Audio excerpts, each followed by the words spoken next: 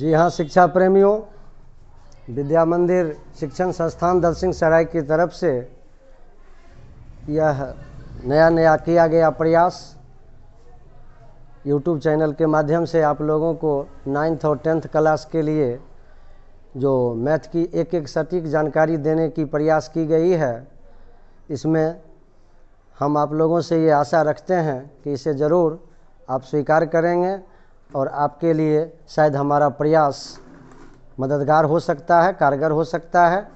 इसलिए आइए पिछले क्लास की बातों को अब हम आगे बढ़ाते हुए संख्या परिवार को और थोड़ा और आगे तक ले जाने का प्रयास कर रहे हैं। पिछले क्लास में हम लोग संख्या परिवार की दुनिया में बढ़ते बढ़ते परिमेय संख्या तक गए थे। परिमेय संख्याओं का व्यापक रूप हम लोग पढ़े थे P/Q, जहाँ P और Q पूर्णांक संख्याएं हैं, जहाँ कि Q is not equal to 0। इसके हम अनगिनत उदाहरण दे सकते हैं। 5, -5, 0, 1/2, 0.2, √16 etc. जितना भी हो प्लस में माइनस में लेना है। लेकिन इसमें हम लोग ये सीख चुके हैं कि 0/5 तो सही है, लेकिन 5/0 गलत है, ये कोई संख्या नहीं है। आगे हम परिमेय संख्याओं के कुछ गुण धर्मों के बारे में जानेंगे। ये हम लोग सप्तम वर्ग से ही जानते हैं कि दो परिमेय संख्याओं का योगफल, दो परिमेय संख्याओं का योगफल भी एक परिमेय संख्या होती है। यानी A भी एक परिमेय संख्या है, B भी एक परिमेय संख्या है, तो A प्लस B भी एक परिमेय संख्या होगी। उदाहरण के लिए हम लोग देखें, यदि हम A बराबर लें 1/2, B बराबर लें 1/3, तो A प्लस B 1/2 प्लस 1/3 जो 5/6 होगा। यहाँ हम देख रहे हैं 5 और 6 पूर्णांक संख्याएं हैं जो P/Q के रूप में है। इसलिए 5/6 एक परिमेय संख्या है। इसी तरह हम दो परिमेय संख्याओं के लिए व्यकलन अर्थात घटाव A - B करके देखें तो 1/2 - 1/3 जो 1/6 होगा, ये भी परिमेय है। अगर हम इनका गुणनफल ज्ञात करके देखें तो 1/6 ये भी एक परिमेय है।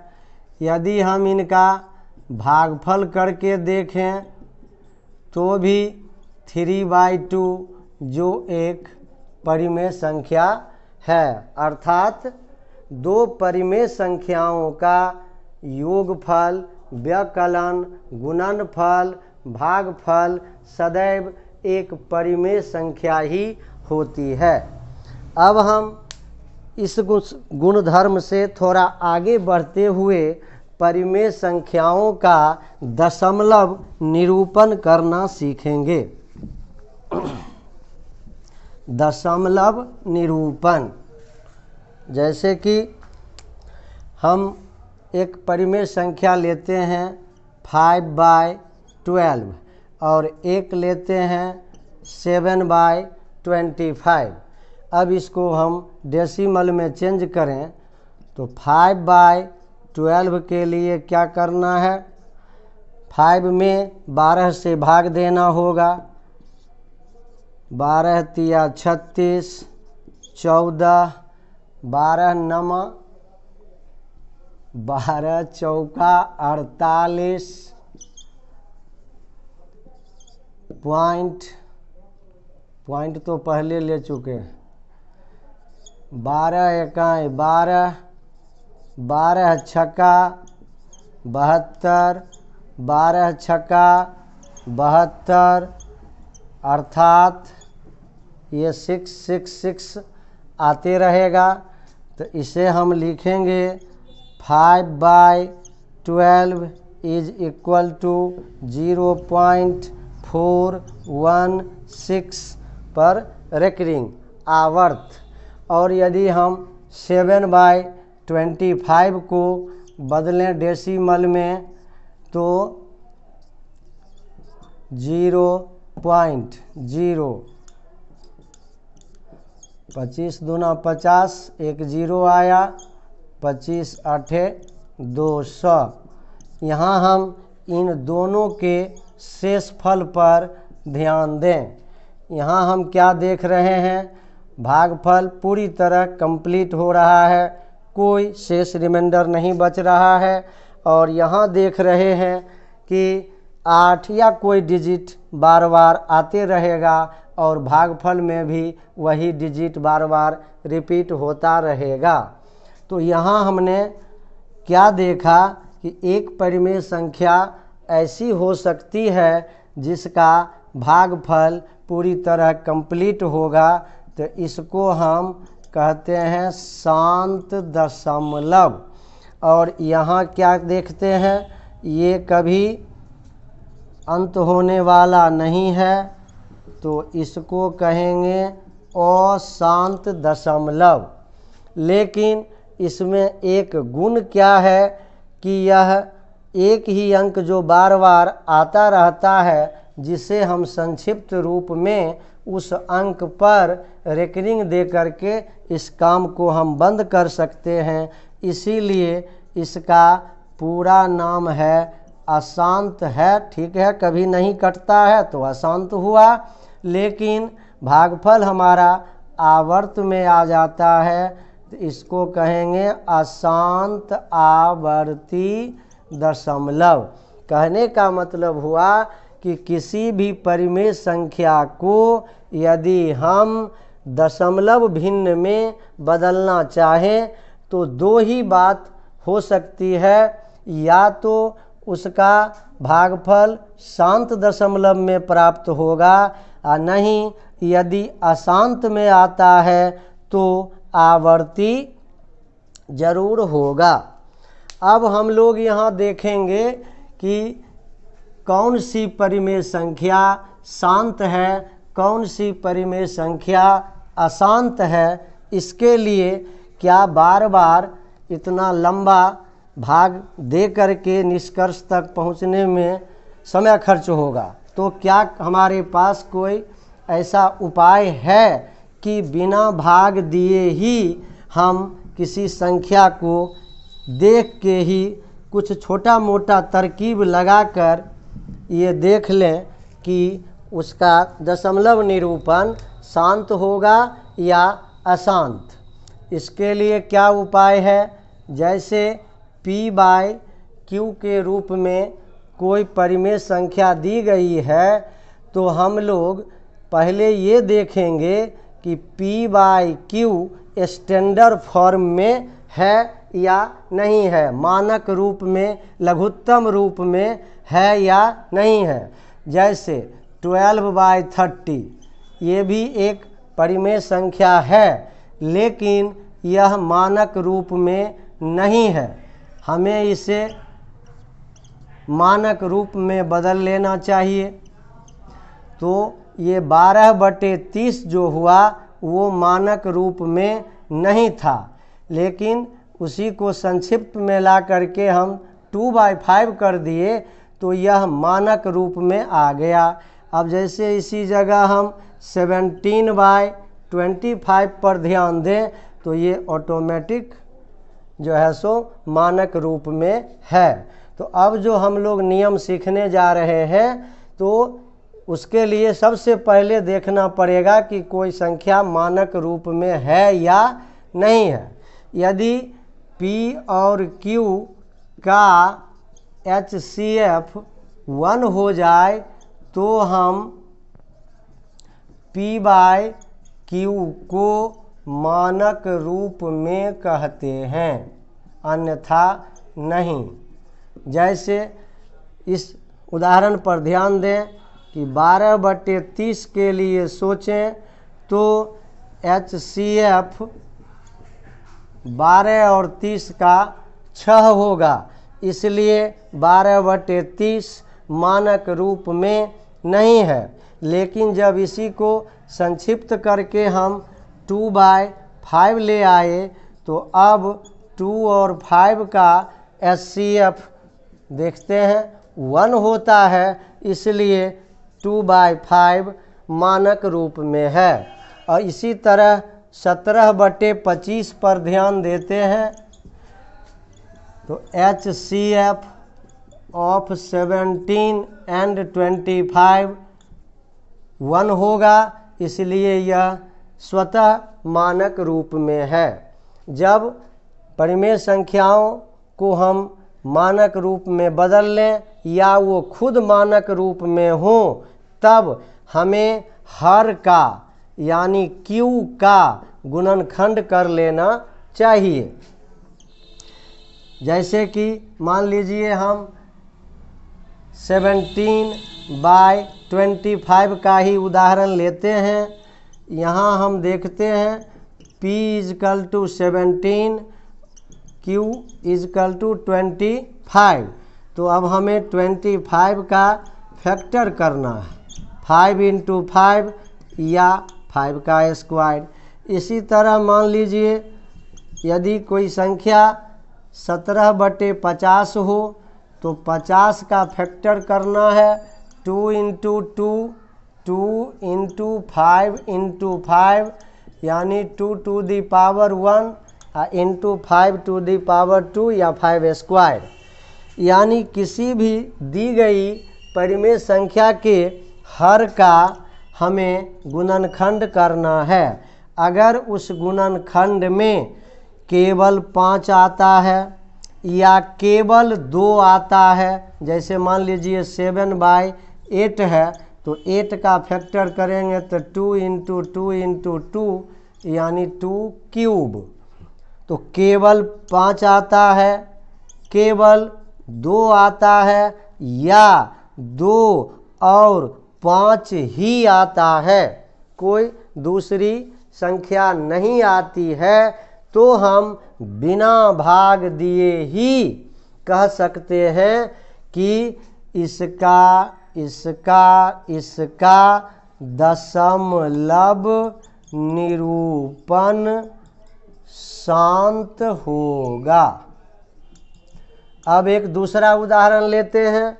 जैसे कि अभी 17/30 की बात करते हैं। 17/25 या 17/50 के बारे में तो हम लोग देख लिए। अब 17/30 के बारे में सोचते हैं। 17/30 30 का अगर फैक्टर करते हैं तो 2 × 3 × 5, यहाँ पर 2 आया 5 आया, लेकिन शांत वाला में था केवल 2 केवल 5 या 2 और 5 ही, कोई दूसरा नहीं। यहाँ देखते हैं एगो 3 आ गया। तो अब हम बिना भाग दिए हुए ही कह सकते हैं कि 17/30 का दशमलव निरूपण अशांत अनावर्ती होगा, अशांत आवर्ती होगा। अब जरा इसका प्रमाण ले लेते हैं। 30 से 17 में भाग देते हैं। 30 × 5 150 बच गया 20, 1 0, 30 छक्का 180, 20 फिर 1 0, 30 छक्का ये आता रहेगा। यानी 17/30 के लिए हम लिख सकते हैं 0.56 पर रेकरिंग। जो यहाँ नियम बिना भाग दिए हुए कह रहा था वो यहाँ पर प्रमाण के रूप में उपस्थित हो गया। अर्थात हम लोगों ने अभी तक सीखा कि चाहे कोई भी परिमेय संख्या है तो उसका दशमलव निरूपण दो ही रूप धारण कर सकता है। परिमेय संख्या का दशमलव निरूपण पहला शांत होगा और दूसरा अशांत होगा तो जरूर ही आवर्ती होगा। इस तरह से परिमेय संख्याओं की दुनिया से आगे बढ़ने का अब हम प्रयास करेंगे। ज़रा एक बार फिर शुरू से देख लें। यह यदि प्राकृत संख्या है तो यह पूर्ण है, यह पूर्णांक है और यह परिमेय है। यहाँ पर आ गया प्राकृत नेचुरल नंबर, ये परिवार आ गया पूर्ण का, ये आ गया पूर्णांक का और वहाँ से आगे हम लोग बढ़ गए परिमेय की दुनिया में चले पहुँच गए। अब जो परिमेय नहीं है उसको कहेंगे अपरिमेय। अपरिमेय। अब अपरिमेय किसे कहेंगे? तो यहाँ से हम लोगों ने जो सीखा है कि परिमेय संख्याओं का दो ही रूप होगा, शांत या अशांत आवर्ती। तो अपरिमेय ठीक इसका उल्टा होगा, शांत का उल्टा अशांत होगा और आवर्ती का अनावर्ती। यानी जितनी संख्याएं अशांत अनावर्ती रूप में आएंगी उन्हें हम अपरिमेय संख्या कहेंगे। जैसे कि 7वां 8वां क्लास में आप लोगों ने वर्गमूल सीखा होगा। वर्गमूल में आपको इतना ज़रूर अनुभव हो गया होगा कि जैसे 1 मिनट के लिए हम संक्षेप में वर्गमूल को देख लें। 1 का 1, 4 का 2, 9 का 3, इसी तरह से। लेकिन 2 का वर्गमूल, 3 का, 5 का, 6 का, 7 का, 8 का। अब इसके लिए क्या उपाय है? यहाँ पर हमारे पास जो विधियाँ हैं वर्गमूल निकालने का, पहला जो हम जानते हैं गुणनखंड विधि और दूसरा जानते हैं विभाजन विधि। तो जिसका वर्गमूल विभाजन विधि से निकलता है तो एक का तो गुणनखंड विधि से भी हो जाएगा और विभाजन विधि से भी हो जाएगा। लेकिन इन संख्याओं पर यदि हम देखें तो यहाँ पर गुणनखंड विधि अनुपयोगी हो जाता है, ये काम नहीं करेगा। तो इसके लिए हम विभाजन विधि का सहारा लेते हैं।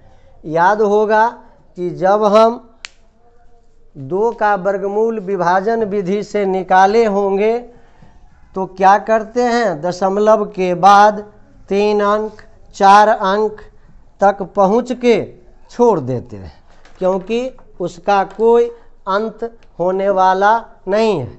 जैसे 2 का वर्गमूल निकालें 1 1 1 2, डेसिमल 00, फिर 24 चौका 96, फिर आ गया 4 00, इधर 28 1 1 1, 281 119 282 00 4 4, 24 चौका 96, 28 चौका 12। इस तरह से हम इसको आगे अगर बढ़ाते रहें तो दुनिया का सारा कागज़ कलम खर्च हो जाएगा, लेकिन हम इसको शांत नहीं कर सकते हैं, न इसको शांत कर सकते हैं। यानी ये पूरी तरह कटने की स्थिति में नहीं आया, तो इसलिए ये अशांत हुआ। और यहाँ कौन सा अंक किस क्रम में आएगा इसका कोई ठिकाना नहीं है। ऐसा तो निश्चित है कि कोई भी अंक आएगा 0 से 9 तक ही होगा, लेकिन 0 1 2 3 4 5 6 7 8 9 फिर 0 1 2 3 4 5 9 इतना इस क्रम में आए तब तो उसको हम 0 1 2 3 4 5 6 7 8 9 पर रेकरिंग दे सकते हैं। और जब रेकरिंग दे देंगे तब तो ये परिमेय की दुनिया में आ जाएगा। लेकिन यहाँ अंक तो यही सब आएंगे, लेकिन इनके आने का क्रम का कोई ठिकाना नहीं रहता है, इसलिए हम इसको अनावर्ती कहते हैं। अर्थात इसी तरह से जैसे 2 का हाल हमने देखा अशांत अनावर्ती, इसी तरह इन्हीं संख्याओं का भी हाल यही होने वाला है, अशांत अनावर्ती। इसलिए हम कहेंगे ऐसी संख्याएं जिनका दशमलव निरूपण अशांत अनावर्ती हो, हम उन्हें अपरिमेय संख्या कहते हैं। तो आज की पढ़ाई में बस इतनी ही। यदि पढ़ाई अच्छी लगी हो तो इस चैनल को लाइक करें, सब्सक्राइब करें। धन्यवाद।